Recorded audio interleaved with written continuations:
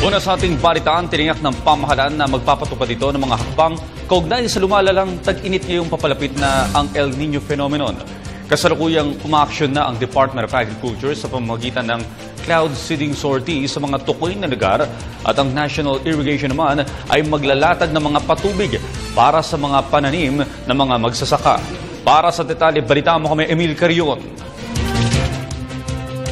Walang dapat ipangamba ang mga lugar na hindi binibisita ng pag-ulan ng mahigit 7 araw mula nang tumindi ang init ng tag-araw. Ang Department of Agriculture ay handang magsagawa ng cloud seeding matuloy man o hindi ang El Nino. Sa ngayon, 15 sorties na may 17 oras sa mga bayan ng Isabela ang inatasan ng Department of Agriculture o DA para maibsan ng pagbaba ng tubig sa Magat Dam. Ang Magat Dam ay pinagmumulan ng tubig ng Cagayan Valley. Ito ang paraan para maisalba ang halos 5,000 hektarya lupang taniman ng mais at palay. Sa ngayon, nakatutok ang mga cloud seeding operation sa Sierra Madre Mountains ng Angat Dam. Ito naman ang pinagmumulan ng tubig para sa Metro Manila, Gitna at Hilagang Luzon. Ito rin ang inaasahan ng taniman sa Bulacan, Pampanga at Nueva Ecija. For the occurrence of El Nino na ma-felt natin until the first quarter of next year, ginagawa namin ang pakikipagpulong at kooperasyon sa National Water Resources Board, sa PAG-ASA, sa National Irrigation Authority, sa National Power Corporation, at sa Bureau of Soils and Water Management. Para magkaroon tayo ng cloud seeding. Ano ba yung cloud seeding? Para magkaroon ng temporary na ulan doon sa watershed ng Angat Dam na makakatulong sa pagtaas ng elevation ng Angat Dam.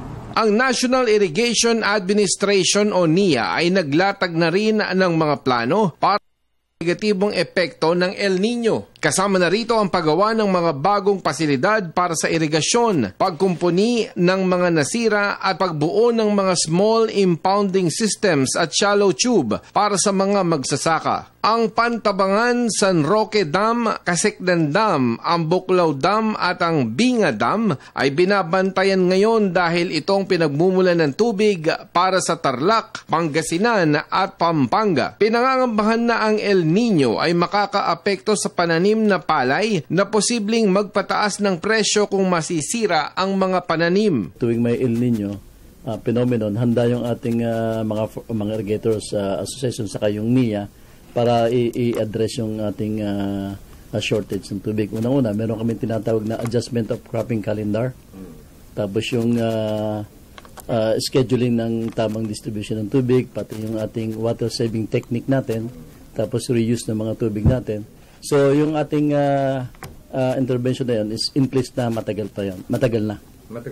Matagal na kayo yung aming intervention strategies na ginagawa.